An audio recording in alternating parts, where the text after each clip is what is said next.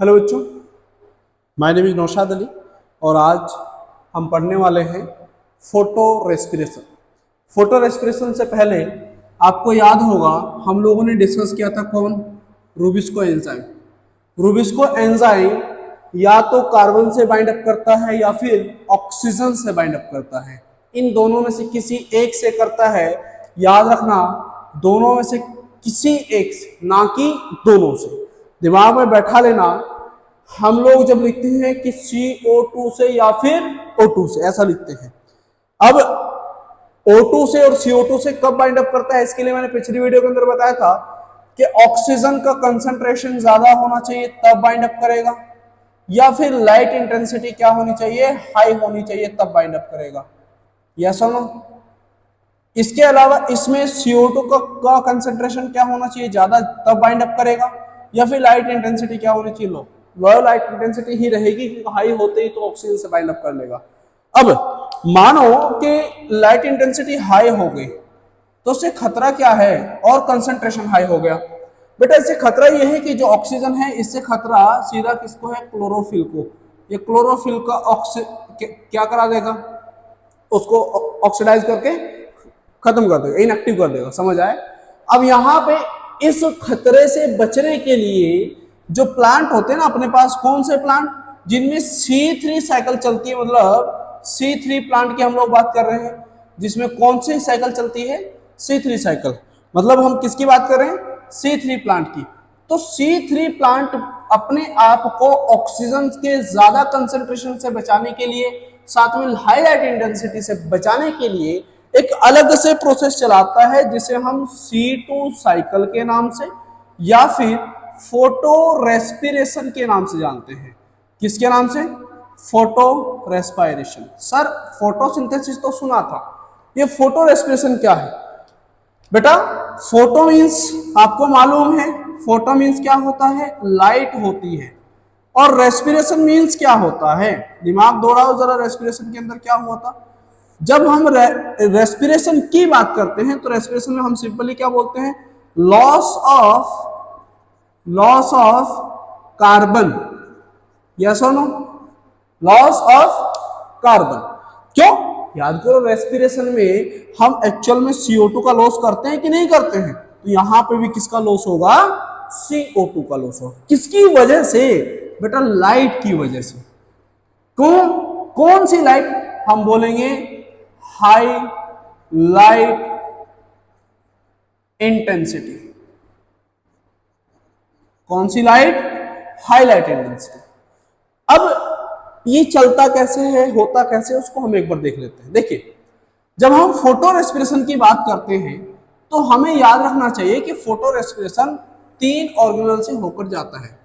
3 organelle से होकर के ये साइकिल चलती है, एक सिंगल में नहीं, 3 ऑर्गेनल। साइकिल का नाम C2 साइकिल, ठीक है, लेकिन चलती कितने ऑर्गेनल में, 3। कौन सा? एक तो खुद क्लोरोप्लास्ट होता है, क्लोरोप्लास्ट में ये साइकिल चलती है। क्लोरोप्लास्ट से फिर कहां चलती है, परऑक्सीजोम में। परऑक्सीजोम नाम सुने होंगे इसका, कहां पे, सेल के अंदर पड़े होंगे, माइक्रोबॉडीज के अंदर। परऑक्सीजोम के अलावा अपने पास क्या जाता है, माइटोकॉन्ड्रिया। माइटोकॉन्ड्रिया, ये साइकिल इन 3 ऑर्गेनल से होकर चलती है। अब इसमें से डबल मेम्ब्रेन बाउंड कितने हैं और सिंगल मेम्ब्रेन बाउंड कितने हैं, ये आपको याद होना चाहिए। अगर हम डबल मेम्ब्रेन बाउंड ऑर्गेनल की बात करें तो क्लोरोप्लास्ट है और माइटोकॉन्ड्रिया, और सिंगल मेम्ब्रेन बाउंड, यस और नो, परऑक्सीजोम।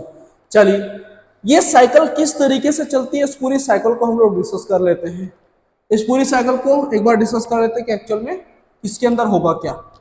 देखिए, मैं ऊपर की साइड में एक क्लोरोप्लास्ट बना दे रहा हूं। क्या बना रहा हूं, क्लोरोप्लास्ट।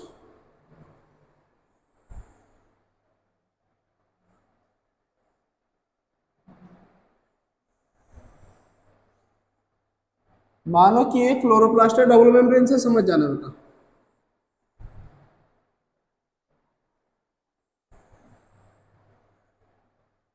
ठीक है, उसके ठीक बाद में यहां पर मानो कि परऑक्सीजोम है। और पेरोक्सिसोम के जस्ट बाद वाला हिस्सा ये अपने पास माइटोकॉन्ड्रिया है। ये क्या है? माइटोकॉन्ड्रिया।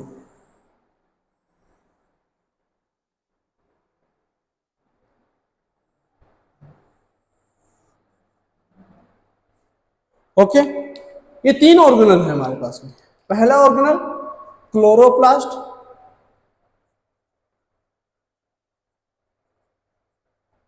दूसरा ऑर्गेनल पेरोक्सिसोम, और तीसरा organelle mitochondria, the power house of cell. अब देखिए, इस क्लोरोप्लास्ट के अंदर लाइट रिएक्शन चलती है और डार्क रिएक्शन, जिसको हम केल्विन साइकिल बोलते हैं। तो केल्विन साइकिल पूरी परफॉर्म होती है। देखिए, केल्विन साइकिल को जो हम लोगों ने पढ़ा था, केल्विन साइकिल, केल्विन साइकिल को जो हम लोगों ने पढ़ा था, तो क्या पढ़ा था? RuBP था, राइबोलोज 1,5 बिसफॉस्फेट। RuBP कितना कार्बन कंपाउंड? 5 carbon compound. मानो कि इसके 2 मॉलिक्यूल हम लोगों ने ले लिए, ठीक है। अब इससे रिएक्शन चली, रिएक्शन चलने पर यहां पर जो एंजाइम रहता है, उस एंजाइम का नाम है रूबिस्को। यस और नो? और मैंने बोला अभी अभी पढ़ाया कि रूबिस्को का काम तो है या तो ऑक्सीजन, या तो CO2 से बाइंड अप करेगा या फिर ऑक्सीजन से बाइंड अप करेगा। तो यहां पर उसी चीज की तरीके से बिल्कुल देखिए, रूबिस्को जब हाईलाइट इंटेंसिटी होती है तो ये ऑक्सीजन से बाइंड अप कर लेता है। किसके साथ बाइंड अप करिए? ऑक्सीजन। मतलब हम सिंपली ये बोलेंगे कि ऑक्सीजन, इसके पास जो एक्टिव साइट होती है उसके साथ जो बाइंड हो जाता है वो ऑक्सीजन बाइंड हो जाता है, सिंपल। जब ऑक्सीजन बाइंड हो जाएगा तो CO2 बाइंड नहीं होगा, और जब CO2 बाइंड हो जाएगा तो ऑक्सीजन बाइंड नहीं होगा, सिंपल। अब हाईलाइट इंटेंसिटी के कारण ऑक्सीजन बाइंड हो गया। मेरे को एक बात बताओ, क्या ये 5 कार्बन के अलावा कोई दूसरा कार्बन हम लोगों ने जोड़ा? नहीं। तो क्या बनेंगे यहां पर? जो प्रोडक्ट बनने वाले हैं, मानो कि ये अपने पास में 2 मॉलिक्यूल है, मतलब 10 कार्बन, तो 2 मॉलिक्यूल तो बन जाएंगे किसके बेटा? PgA। याद है ना? 3-फॉस्फोग्लिसरिक एसिड या 3-फॉस्फोग्लिसरेट। इसके अलावा एंड करके क्या बनेगा? 2 ही मॉलिक्यूल किसके बन जाएंगे? Pg के। Pg क्या है सर? फॉस्फोग्लाइकोलेट। ये जो Pg और PGA बने, फॉस्फोग्लाइकोलेट बने, ये जो PGA बने, इनसे तो अपनी साइकिल चलती रहेगी, सिंपल। वही क्या कन्वर्ट होगा? PgAl में कितने मॉलिक्यूल? 2 मॉलिक्यूल। एंड देन इसका रीजनरेशन, यस और नो? यहाँ पर NADP और ADP खर्च होंगे, याद है कि नहीं है? यहाँ पर ATP प्लस क्या? NADPH2, और क्या बन जाएगा? ADP प्लस NADP प्लस, और प्लस में PI। कितने? ये 2 खर्च होते हैं, यस और नो? सिंपल। एक यहां पर खर्च हो जाएगा, कौन? ATP खर्च हो जाएगा और ADP मिल जाएगा, यस और नो? ये सिंपल है, ADP प्लस PI। तो अपने पास ये जो रीजनरेशन हुआ, ये तो केल्विन साइकिल होगी पूरी। सर आप बोलोगे अभी तक तो हम फोटो रेस्पिरेशन, बेटा अभी तक वाकई में हम फोटो रेस्पिरेशन के अंदर नहीं आए, बस हाँ हमने उसका प्रोडक्ट बना लिया जिसका नाम है PG। ये जो भाई साहब PG है, इनका नाम, पूरा नाम क्या हो जाएगा? 2-फॉस्फोग्लाइकोलेट। 2-फॉस्फो कितने मॉलिक्यूल बेटा? 2 मॉलिक्यूल। इंटू 2 का मतलब याद रखना, इंटू 2 का मतलब मैं मॉलिक्यूल लिख रहा हूं और 2 डैश करके लगा रहा हूं, तो उसका मतलब पोजीशन लिख रहा हूं किसकी? फॉस्फेट ग्रुप की। 2-फॉस्फोग्लाइकोलेट, 2-फॉस्फोग्लाइकोलेट, ठीक है। ये जो 2-फॉस्फोग्लाइकोलेट बना, ये कितना कार्बन कंपाउंड है बच्चों? याद रखना, ये अपने पास 2 कार्बन कंपाउंड होता है। तो इसका मतलब 2 कार्बन का, एक तो 2 कितने के हो गए? 4 कार्बन, 2 मॉलिक्यूल लिए ना हम लोगों ने। चलिए, इसमें जो सबसे पहला काम क्लोरोप्लास्ट के अंदर ही हो जाता है, वो ये होता है कि इसमें से फॉस्फेट ग्रुप रिमूव हो जाता है। क्या रिमूव हो गया? फॉस्फेट ग्रुप, जिसको हम 2 इंटू पी आई लिख देता हूं मैं। Inorganic phosphate, phosphate group remove होते, एक से एक रिमूव हुआ तो दूसरे से दूसरा, मेरे को एक बात बताओ, एक एक फॉस्फेट ग्रुप जुड़ा है ना, दोनों रिमूव हुआ तो बच क्या गया, बन क्या गया, याद रखिएगा बच्चों, ये जो बना हमारे पास वो क्या बना, ग्लाइकोलेट। ये भी कितना कार्बन कंपाउंड, 2 कार्बन कंपाउंड। यहां तक अगर बातें समझ आ रही है तो सिंपली इन चीजों को सीखो और जानो। देखिए जब ग्लाइकोलेट बन जाता है देन ये ग्लाइकोलेट ट्रांसफर हो जाता है, कहां पर ट्रांसफर हो जाता है बेटा, परऑक्सीजोन में, परऑक्सीजोन में। देखिए ये सब अलग अलग है, ऐसा नहीं कि आपस में जुड़े हुए हैं, इनका ट्रांसपोर्टेशन वही डिफ्यूजन, सिंपल हम बोलेंगे फैसिलिटेटेड डिफ्यूजन के थ्रू हो जाएगा, ठीक है। यहां पर जब ग्लाइकोलेट कहां पर आ जाएगा, परऑक्सीजोन में। परऑक्सीजोन का फंक्शन क्या पढ़ा था हम लोगों ने, याद करो। हाँ फोटो रेस्पिरेशन में हेल्प करता है वो तो ठीक है, इसके अलावा हम ये बोलें कि इसमें H2O2 पेरोक्साइड को ब्रेक किया जाता है, यस और नो, मतलब इसके अंदर H2O2 का ब्रेकडाउन लगातार चलता रहता होगा, एक प्रोसेस चलता रहता होगा। तो यहां पर जो ग्लाइकोलेट है, कौन आया बेटा, कितने मोलिक्यूल, 2 मोलिक्यूल, 2 मोलिक्यूल किसके, ग्लाइकोलेट के। बेटा याद रखना इसमें मोलिक्यूल के नंबर बहुत इंपॉर्टेंट है, 2 मोलिक्यूल किसके आए, ग्लाइकोलेट के। ग्लाइकोलेट का ये जो मोलिक्यूल आया, आते ही इसके अंदर क्या जुड़ गया, इसके अंदर जुड़ जाते हैं बेटा 2 ऑक्सीजन, क्या ऐड हो जाते हैं, 2 मोलिक्यूल ऑफ ऑक्सीजन, तो 2O2 लिख देता हूं, सिंपल। 2 ऑक्सीजन जैसे ऐड हुए तो ऐड होने पर यहां पर देखिए जब इसके अंदर ऑक्सीजन ऐड हो जाता है तो यहां पर जो बनता है वो बनता है ग्लाइकोलेट प्लस, 1 मिनट, हाँ ग्लाइओक्सिलेट बनना चाहिए ना, ठीक है ठीक है, क्या बनेगा, ग्लाइओक्सिलेट, क्या बन गया, ग्लाइओक्सिलेट। और साथ ही साथ क्या बनता है, यहां पर बन जाता है H2O2, और याद रखना बेटा H2O2 ये ब्रेक होता रहता है और ऑक्सीजन प्रोड्यूस करता रहता है, ये पूरा प्रोसेस यहाँ पर चलता रहता है। मतलब मैं इसको सिंपली अगर यहाँ पर बना के दिखाऊं तुम लोगों को तो कुछ इस तरीके से H2O2 कन्वर्ट होता रहता है H2O प्लस, किसमें हाफ O2 लिख देता हूं मैं, एंड देन ये इसमें कन्वर्ट, ऐसा कनेक्शन, ऐसा इसका कन्वर्जन चलता रहता है। तो यहां पर ये क्या बना, परऑक्साइड, अरे इसी का तो नाम क्या है, परऑक्साइड, सिंपल। ये जो पेरोक्साइड बना और ग्लाइओक्सिलेट बना, अब ग्लाइओक्सिलेट में एमिनो ग्रुप को जोड़ना आसान है, किसका ग्रुप जोड़ना आसान है, एमिनो ग्रुप। यहां पर एमिनो ग्रुप जुड़ जाएंगे, क्या जुड़ जाएंगे यहीं पर, देखिए पेरोक्सीजोम में एक नहीं 2 काम होते हैं, पहला ऑक्सीजन का बाइंडेशन होना, दूसरा NH2 का जुड़ना। पहला ऑक्सीजन जुड़ता है तो ये प्रोडक्ट बनता है, ये प्रोडक्ट यहाँ पर चलता रहता है, प्रोसेस इसका पेरोक्सीजोम साइकिल चलती रहती है, ये सॉरी पेरोक्साइड साइकिल चलती रहती है। और इसके अलावा इससे आगे जब हम बात करते हैं तो सिंपली हम क्या देखते हैं कि इसके अंदर कितने 2 NH2 जुड़ जाते हैं, कितने मोलिक्यूल, 2 मोलिक्यूल। समझ आ रहा है कि नहीं आ रहा है, 2 मोलिक्यूल किसके जुड़ गए, NH2। जैसे ही 2 मोलिक्यूल NH2 पे जुड़ेंगे किसमें, ग्लाइओक्सिलेट में, तो ये 2 मोलिक्यूल ग्लाइसिन में कन्वर्ट हो जाएंगे, मतलब ग्लाइओक्सिलेट कन्वर्ट हो जाएगा किसमें, ग्लाइसिन में।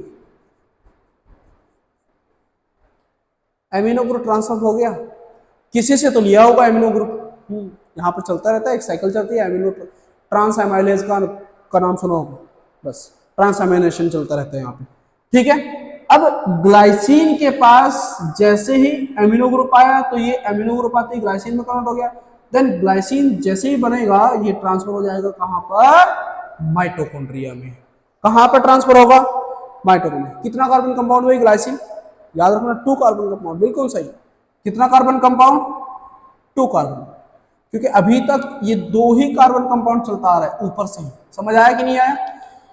इससे जैसे ही ग्लाइसिन नीचे आया तो ग्लाइसिन के अंदर एक यहां पर बहुत इंपॉर्टेंट स्टेप हो जाता है, और वो स्टेप कितने मोलिक्यूल, 2 मोलिक्यूल। वो स्टेप क्या है, कि ग्लाइसिन के मॉलिक्यूल, दोनों मॉलिक्यूल आपस में रिएक्शन करते हैं और रिएक्शन करने पर यहां पर तीन चीजें होती है। पहला डीएमाइनेशन, बोले तो एक NH2 निकल जाएगा। कितना निकला? एक। कितने जुड़े थे? दो, मतलब एक अभी भी बाकी है। इसके अलावा CO2 का रिमूव हो जाता है। CO2 का रिमूवल बेटा माइटोकॉन्ड्रिया में ही होता है।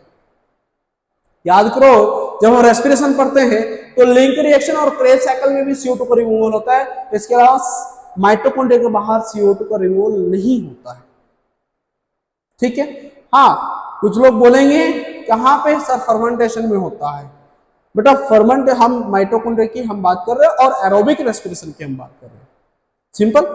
यहां पर देखिए, जैसे CO2 रिमूव हो जाता है और एक डीएमाइनेशन हो जाता है, मतलब डीकार्बोक्सिलेशन और डीएमाइनेशन साथ साथ होता है, साथ ही साथ यहां पर क्या हो जाएगा, एक NAD+ से क्या बन जाएगा, NADH2 बन जाएगा। तो सिंपल सी बात क्या हुई कि इसने इसके क्या क्या लिए, पहला एमिनो ग्रुप लिया, दूसरा CO2 ले लिया, तीसरा हाइड्रोजन ले लिया। मैं इसको ऑक्सीडेशन में, अगर इसका रिडक्शन हो रहा है तो इसका ऑक्सीडेशन हो रहा होगा, जो यहां पे अभी बनेगा। यहां पे क्या बनेगा? सेरीन। यहां पे क्या बनेगा बच्चों? सेरीन बनेगा।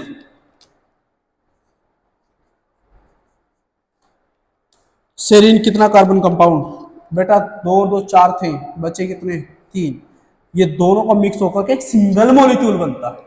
और आप ध्यान से देखिएगा बेटा, यहां पर CO2 भी निकल रहा है और NADH2 का भी फॉर्मेशन हो रहा है। सिंपल, मतलब इसका क्या हो रहा होगा? रिडक्शन। तो यहां पे क्या हो रहा होगा? ऑक्सीडेशन। सिंपल, हाँ या ना? तो यहां पे रिडक्शन और ऑक्सीडेशन ये जो चल रहा है, इसीलिए इस प्रोसेस को हम ऑक्सीडेटिव डीकार्बोक्सिलेशन कह सकते हैं। क्या कह सकते हैं? Oxidative decarboxylation.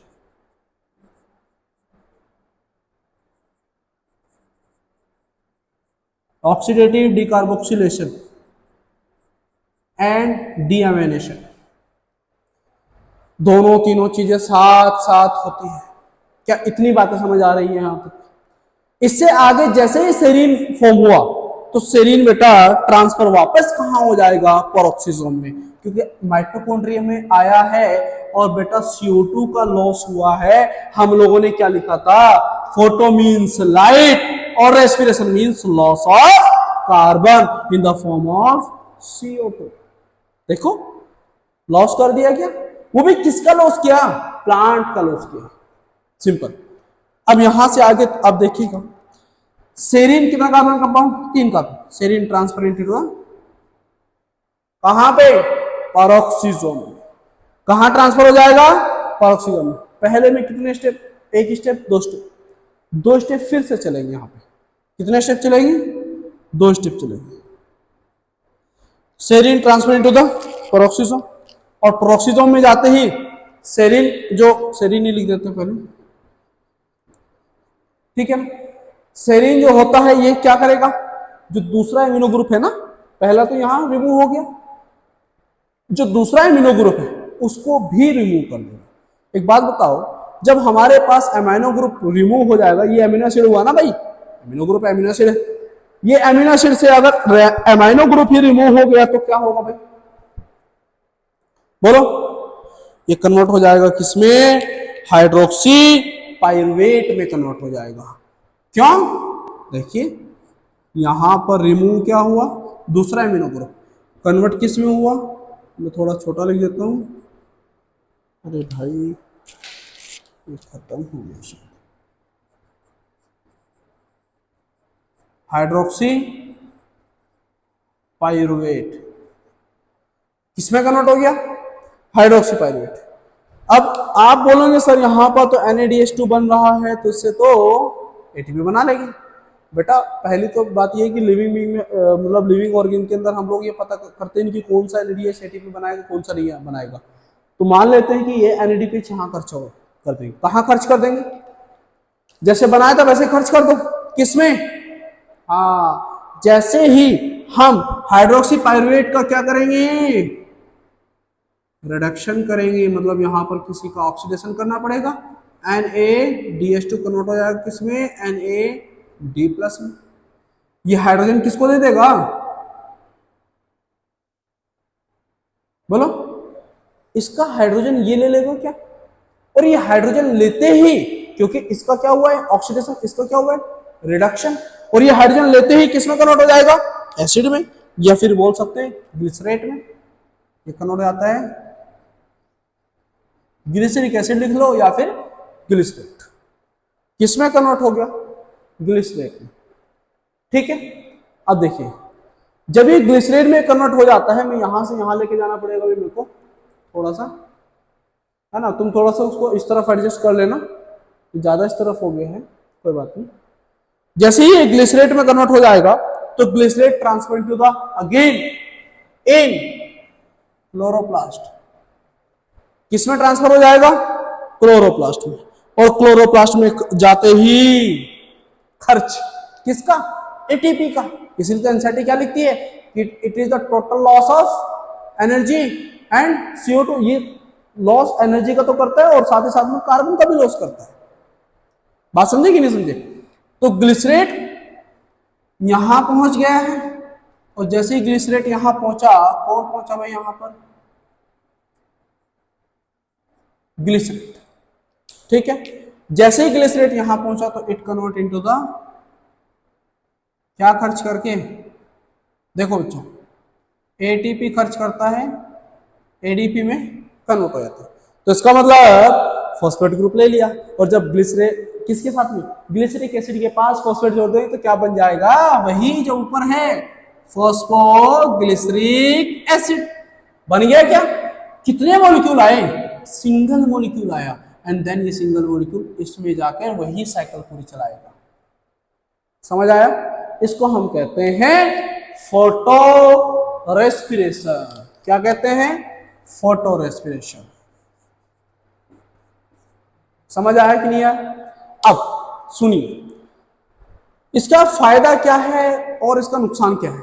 सबसे पहली बात, अगर हम इसमें लॉस की बात करें तो लॉस बेटा, एक तो एटीपी खर्च हो रहा है एक्स्ट्रा, साथ में एक CO2 की फॉर्म में कार्बन लॉस हो रहा है। किसकी फॉर्म में, CO2 की फॉर्म में। ठीक है, और इसके अलावा ये तो हो गया लॉस। देखो मानो कि वहां से हम लोग कितने कार्बन लेके आए थे, हाँ देखो हमने यहां से बेसिकली कितने कार्बन लेके गए, 4, और वापस कितने आए, पीछे तो 3 कार्बन कंपाउंड है ना बच्चों। यहां से सेरीन ही कितने कार्बन कंपाउंड चल रहा है, 3 कार्बन कंपाउंड, ठीक है ना, ये भी 3 कार्बन, मतलब 4 कार्बन लेके गए थे और 3 कार्बन वापस लेके आए हैं। इसका मतलब अगर मैं लॉस की बात करूं तो इसमें 25% क्या हो जाता है, लॉस ऑफ किसका, लॉस ऑफ कार्बोहाइड्रेट, मतलब कार्बोहाइड्रेट का भी लॉस करता है। यहां तक सबको समझ आ रहा है। मुझे फायदा क्या होता है सर, देखिए जब हाईलाइट इंटेंसिटी होती है ना तो बचने के लिए प्लांट ये वाला पाथवे यूज करता है। अब ये अगर लगातार चलता है, कई दिनों तक लगातार चलता है, तो इससे तो परेशान हो जाएगा प्लांट, इतना परेशान हो जाएगा कि उसका जो खुद का कार्बन उसने फिक्स किया हुआ है उसको बार बार वो लॉस करता जा रहा है। बात समझे, प्रोडक्शन हो रहा है लेकिन साथ ही साथ लॉस भी तो हो रहा है। प्रोडक्शन कहीं बाहर से नहीं हो रहा है, अपने ही RUBP को यूज किया जा रहा है, तो इससे तो प्लांट डेथ कर जाएगा। ठीक, ये प्लांट डेथ ना करे इसीलिए मैं बोल रहा हूं, ध्यान से सुनिएगा, फोटो रेस्पिरेशन से बचने के लिए। किससे बचने के लिए, फोटो रेस्पिरेशन से बचने के लिए प्लांट मॉडिफाइड इनटू, मैं हिंदी में लिख देता हूं, बचने के लिए जो प्लांट होता है वो मॉडिफाइड हो जाता है किसमें, मॉडिफाइड इनटू C4 प्लांट। मतलब ये C4 प्लांट क्या होता है, इसके लिए हम पढ़ेंगे C4 साइकिल। ठीक है, वो नेक्स्ट वीडियो में आपके पास आएगी C4 साइकिल। ओके, अपना इसको और अच्छे से नोट्स बना के आप पढ़िएगा और बढ़िया से इसको समझिएगा बहुत अच्छे से, ठीक है। इसमें कोई भी डाउट रहेगा और प्लीज नीचे कमेंट जरूर किए, एक कमेंट ऐसा जरूर करिए जिससे मुझे और थोड़ा सा प्रोत्साहन मिले, या कुछ भी चीजें जो तुम्हें अच्छा लगे अच्छा, बुरा लगे तो बुरा, जो भी आप कमेंट कर सकते हो, कोई दिक्कत नहीं है। लेकिन इसमें आप अच्छे से पढ़िएगा और इससे बनने वाले जितने भी क्वेश्चंस है ना वो सारे इससे सोल्व हो जाएंगे। किसमें? नीट 2020, नीट 24 में, ठीक है ना, 2024 में। Okay, thank you so much.